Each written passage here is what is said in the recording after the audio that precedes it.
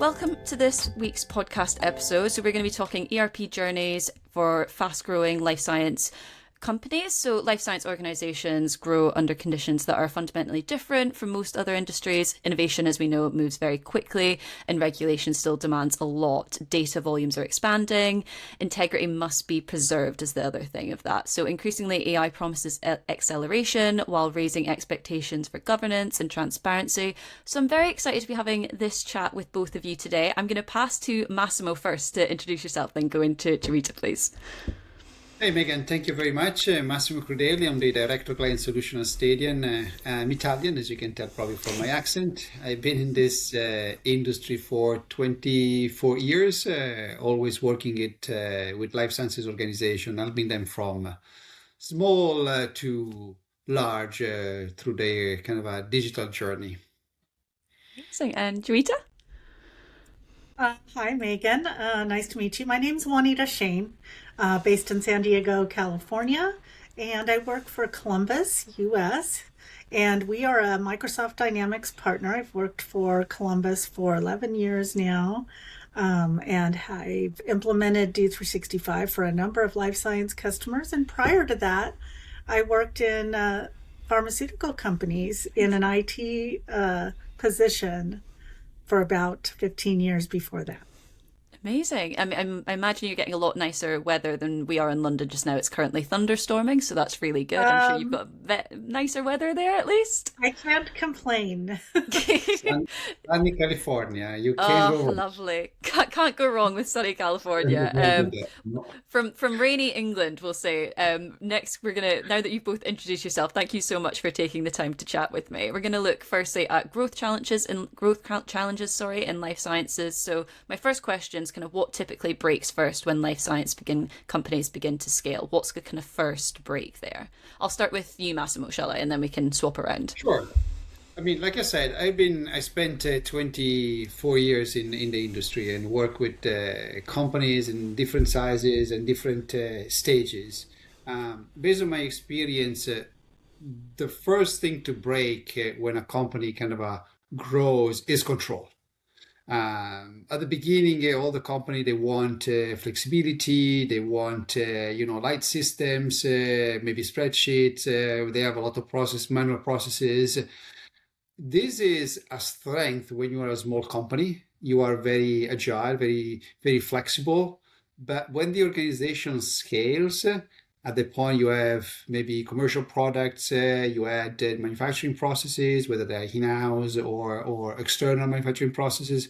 At that point, that kind of a mechanism just introduces fragility in the system. You lose visibility, you lose traceability, you lose process control, and you have inconsistent data to make your decisions. At that point, the growth of the company just become a big risk, a regulatory risk, operational risk as well. So this is when ERP typically is introduced in the company, at least from a conversation standpoint. But it's not a technology upgrade anymore. It's really a foundation, the foundation of the growth of the company. Absolutely. Anything to add there, Juanita? Yeah, I mean, really, just to add on to what Massimo's saying about control, from an enterprise IT viewpoint, governance usually lags behind growth. So systems proliferate organically, controls are applied too late, accountability becomes diffuse.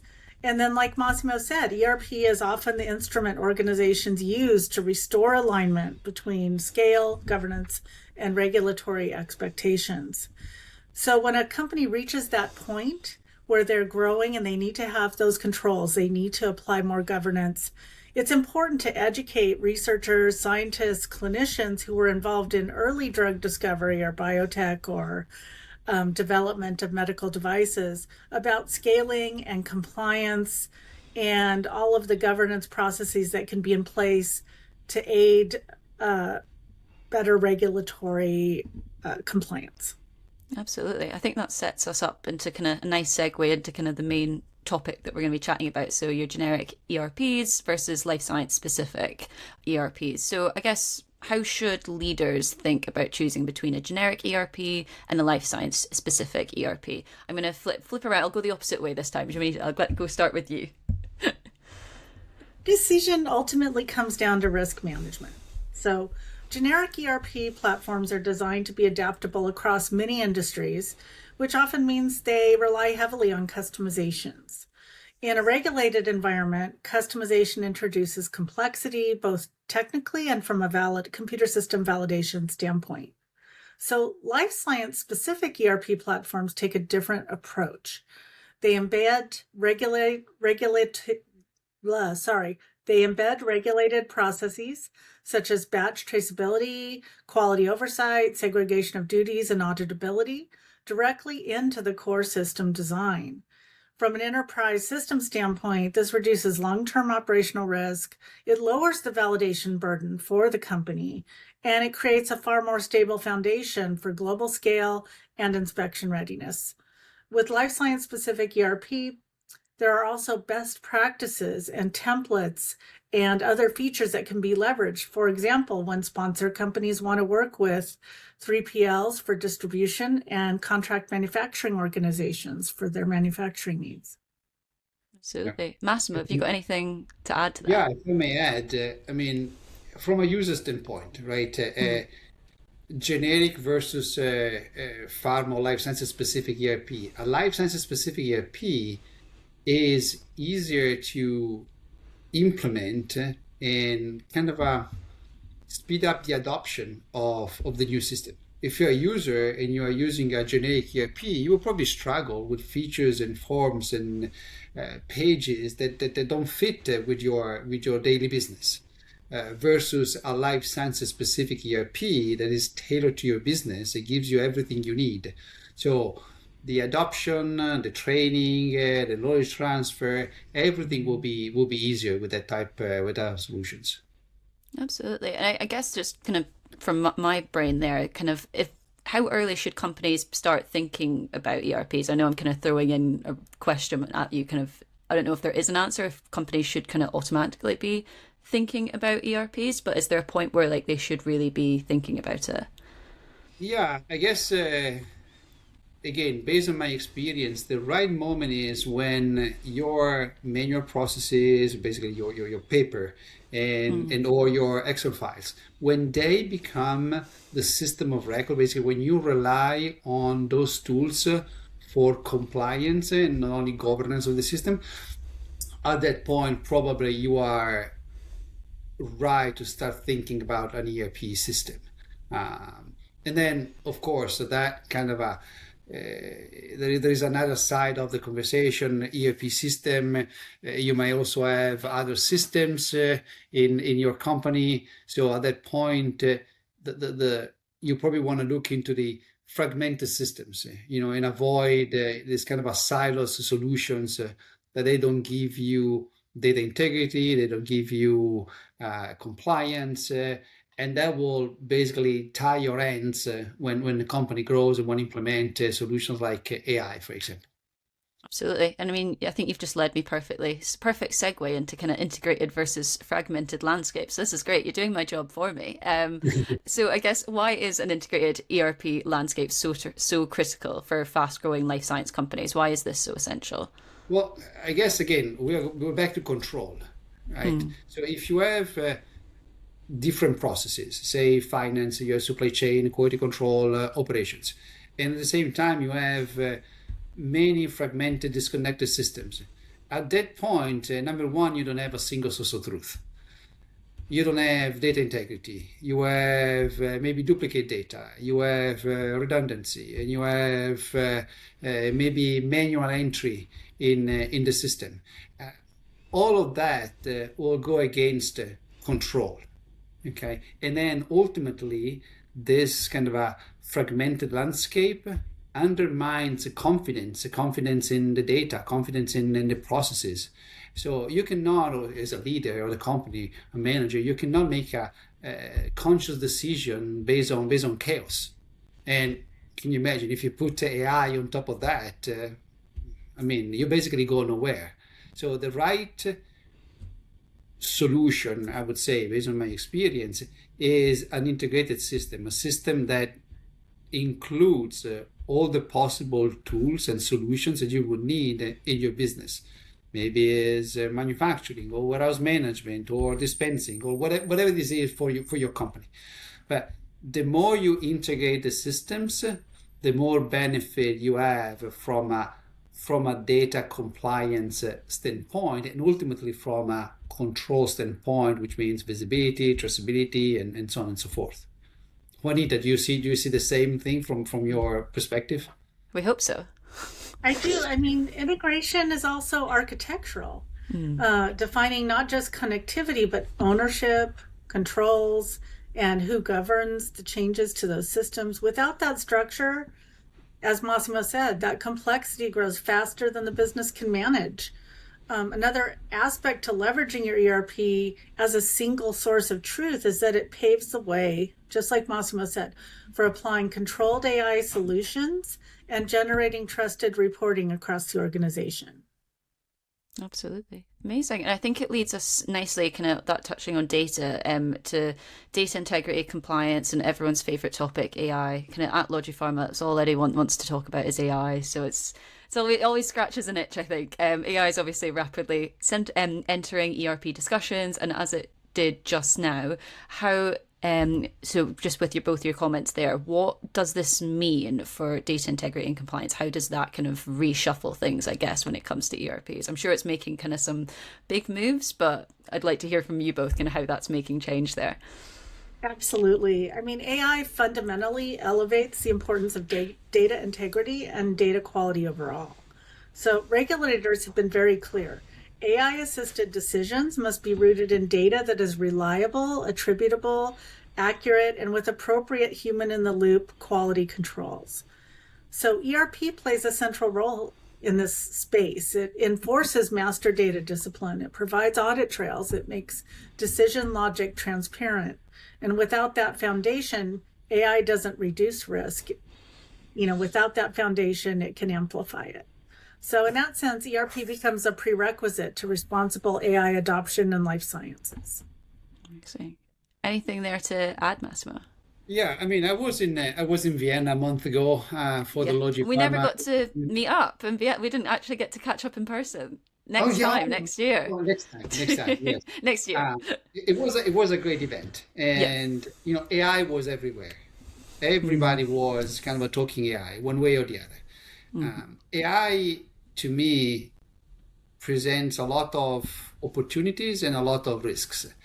A lot of opportunities if it's built on stable processes and kind of integrated systems and data that is consistent.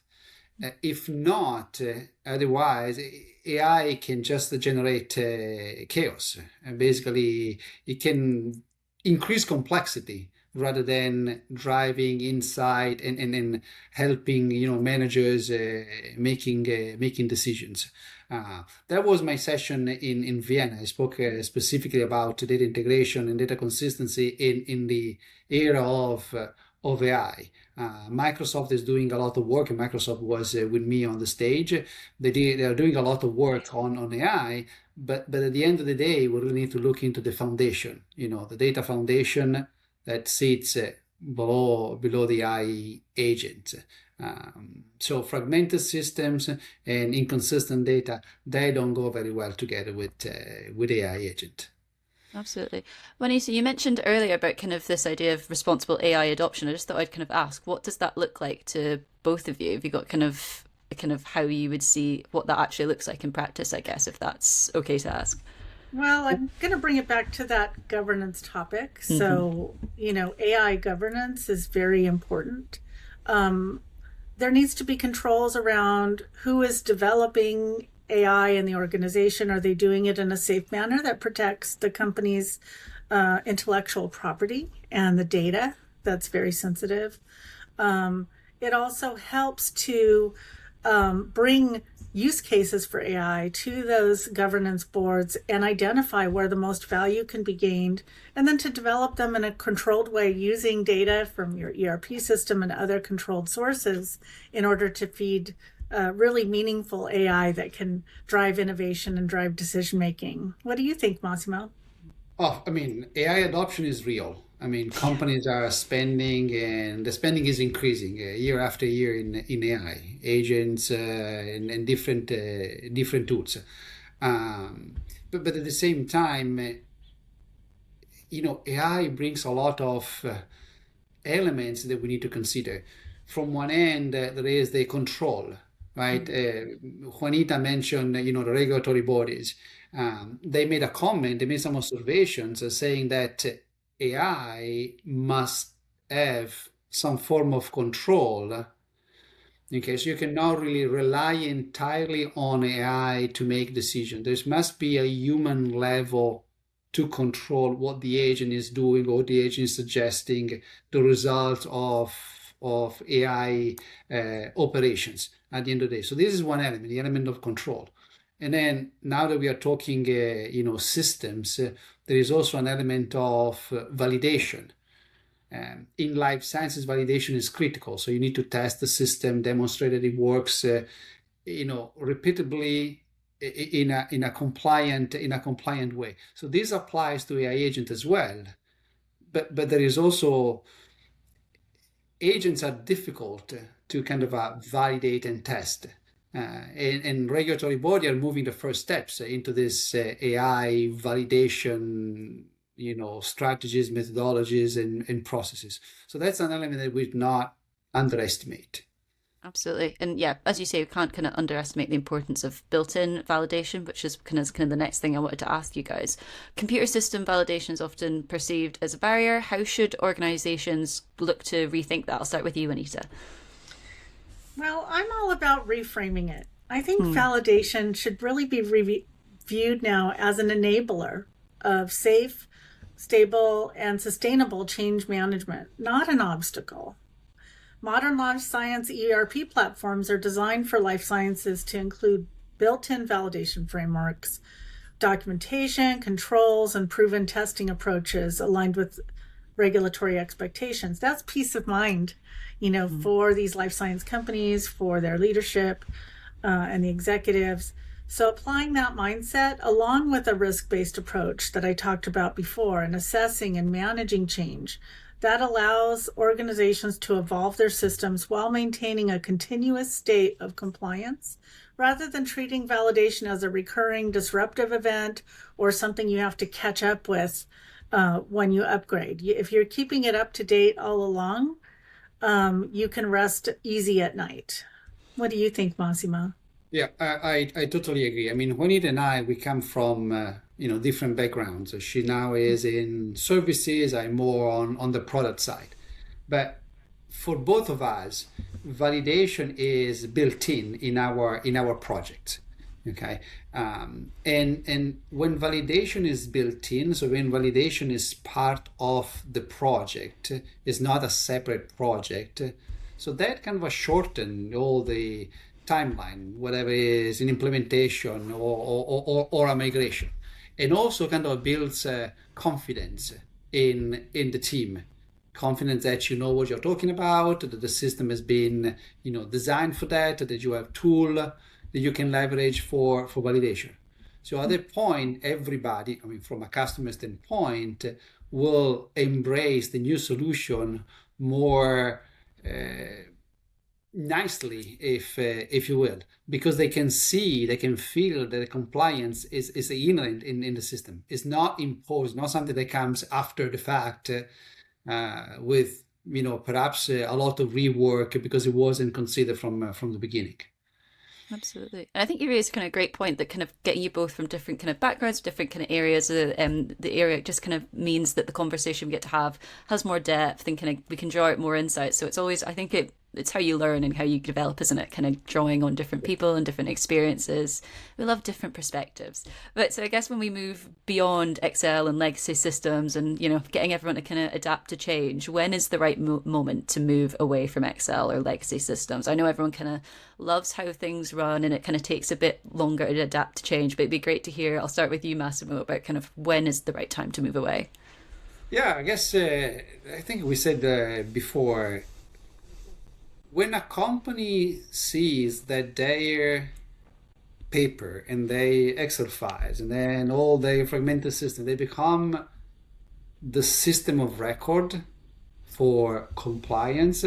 So at that point, that is the right time to start the ERP conversation. Excel doesn't enforce governance or traceability or control change. It's all disconnected and fragmented. At that point, the ERP is really a shift toward a more professionalized operation for the organization. So this is the moment for me to start having this kind of ERP conversation. Maybe Juanita, you see differently from your perspective. Yeah, I mean, exactly. I think you stated it well, Massimo. Again, just to come back to one of our key themes, which is governance from that standpoint, unmanaged tools or tools that are being used without participating in appropriate validation introduce silent risk.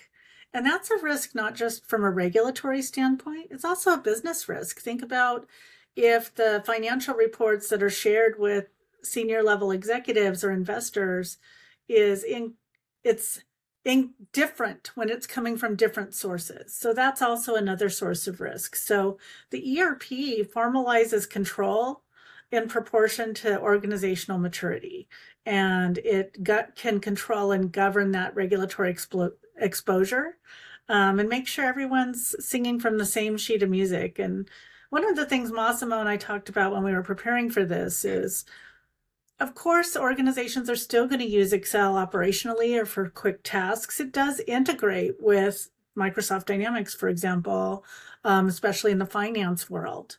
So I was wondering if Massimo could share from a life sciences ERP perspective, what are things that Excel is good for, and what are the areas where we have to be really careful of a specific Excel sheet that might be used in supply chain setting or something like that? I mean, I don't want to sound like we are against Excel or other tools. I mean, Don't worry, it's a nice conversation. You're not against Excel. You're all right. We're having an open discussion. No. I don't want to start that conversation because that could be, fight back. But Excel is a good tool for very specific dedicated tasks. You can use Excel for forecasting, for budgeting, for trending and quality control, and but at some point you should not rely on Excel as your, we say before, system of record. So compliant data cannot sit in Excel. Excel lacks of change control, lacks of traceability, lacks of visibility. And if you have multiple spreadsheets, number one, in a company there are always multiple versions of the same Excel file. I mean, we struggle every day with in the same situation. Right? We have multiple versions of the same file. Which one is the right one? Which one is, the source of truth? And then you may have also multiple Excel files designed for specific tasks. They don't talk to each other. So you may have the same data here and there and in another spot. And at that point, the master data management, the governance becomes an issue. So I would say Excel, just keep it Excel for very specific dedicated tasks, and then rely on integrated system for control, visibility, and governance of your company. And you can import the data back and forth, of course. That is always an option. Absolutely. You would not want to see how many Excel spreadsheets just live open on my desktop anyway. So and Word docs, it's definitely, there definitely needs to be a bit of a better system. But I guess kind of then talking about, kind of, it wraps it up quite nicely, talking about, we've kind of touched on change and change management. Obviously, we've had a lot of digital transformation over the past few years. A lot of things have been changing. I guess, why is that change management so critical? I know you've kind of touched on it, but it happens in kind of every industry here, but it feels like life sciences, there is a lot of change at the moment. So it'd be great if kind of, I'll start with you, Massimo, if you could kind of talk us through that change. I mean, Juanita shares a lot of experience with change control in general. But from my standpoint, the moment you implement an ERP system or you change system, forget about ERP, but you change system, or you implement AI on top of it, your daily life changes. The processes change.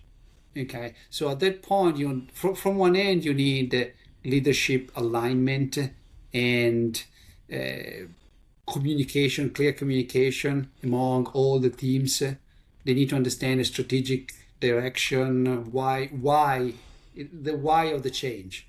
Okay, but at some point, but at the same time, there are some power shifts within, that come with these changes. Even AI. So AI is automating some of the processes, which means that somebody is not doing that job anymore. Okay, or somebody else is doing that job. So that kind of a dynamics within the company that must be addressed properly. Otherwise, there will be friction, and that will affect the growth of the company. They will affect the happiness of the workplace.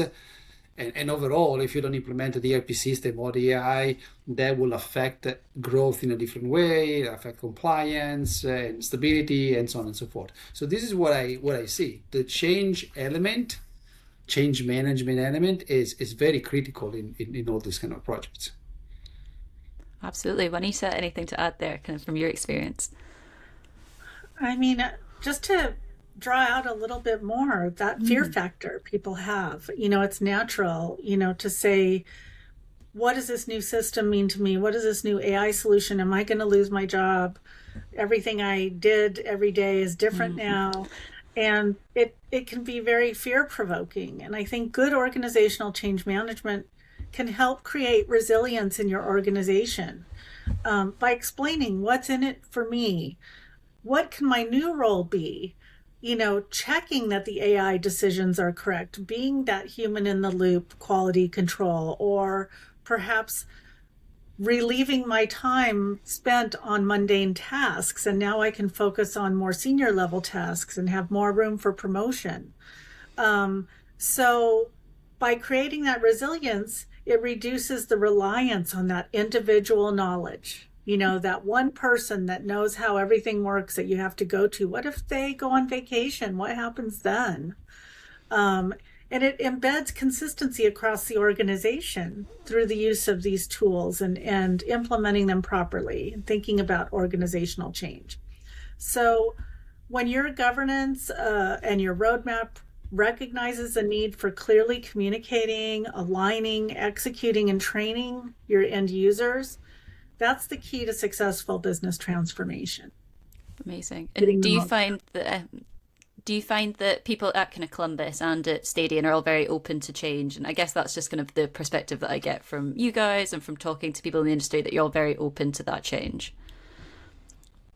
I mean, definitely. I think just speaking for Columbus, as an organization globally, we are giving all of our employees opportunities to take training, to learn, to apply safe AI within the Microsoft Dynamics environment for our customers and introduce them to Dynamics 365 Copilot features.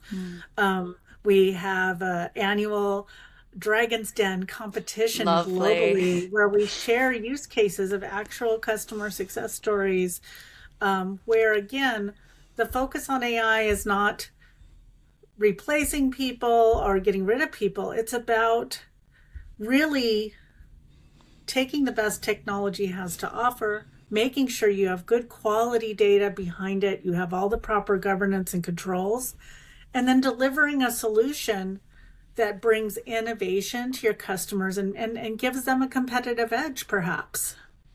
What do you think, Massimo? I mean, I think everybody is really open to, change. The difference is the level of comfort. Some people will embrace the change openly, will take this leap of faith, and some other people, they need more element to make the decision. And that's why I think the communication is critical, whether it is within our organization or us to a customer or within the customer organization. Communication is key. They need to understand the benefit, but also they need to understand the risks. It's talking about risk is important. We should not avoid and pretend that there are no risks. It's the same thing I usually tell my kids. There is a risk. You need to know the risk. You need to address the risk. You need to prepare for the risk, and then everything will be fine. I think for ERP adoption, AI adoption, any kind of a change, that's very important. Absolutely. And I guess just before we wrap up, and I think that kind of hits the nail on the head there, it'd be great just to kind of hear a bit about kind of you two behind kind of the career. I guess what I'm going to ask and what I like to ask at the end of a podcast episode is there a piece of career advice that sticks out to either of you, or kind of something that's helped kind of get you to where you are? I think it's always quite a nice way to kind of send people on their way with a nice piece of kind of advice, whether it be from early in the career, something that you've just picked up over time, or just, I guess, any kind of general advice for anyone kind of going about their day to day. I don't know if anyone wants to. Massimo, do you want to jump in, or Juanita? I mean, for me, is truly embrace the change and embrace the challenge. That's what I did in my entire life. Different jobs, different roles, different countries. I moved from Italy to the United States, different sports. So for me, it's important.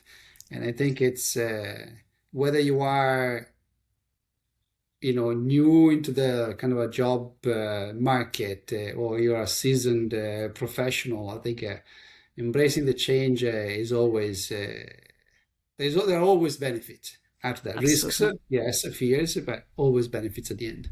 Absolutely. I think that fits perfectly. Juanita, any kind of bits of advice you'd like to kind of drop on the podcast? Well, I think definitely the only thing that doesn't change is that we're always changing. Yeah. So I like what Massimo said there. From my standpoint, I think remembering that it's really not an ERP project. It's a business transformation project. And remembering it's about people, and it's about your customers, their customers. It's about everyone working together as a team. So I think from my standpoint in my career, not losing sight of the people aspects of our business, even though we are in technology, and understanding that everyone has something to offer, and AI now gives people the tools to tap into those creative ideas. So don't be afraid to reach out to the members of your team who might be quieter. So I'm really about creating a team environment and solving problems together, and creating opportunities for new innovation and success. Absolutely. Well, thank you both so much for taking the time to chat with me. I've absolutely loved having this conversation. It's kind of clear that ERPs are not just an IT initiative, it's really a strategic foundation for compliant growth, opportunity clarity, and AI decision readiness in life sciences, which has been great. Thank you both so much. I'm sure we'll catch up very soon and hopefully get to do one of these in person. Perfect. Thank you, Megan. Amazing.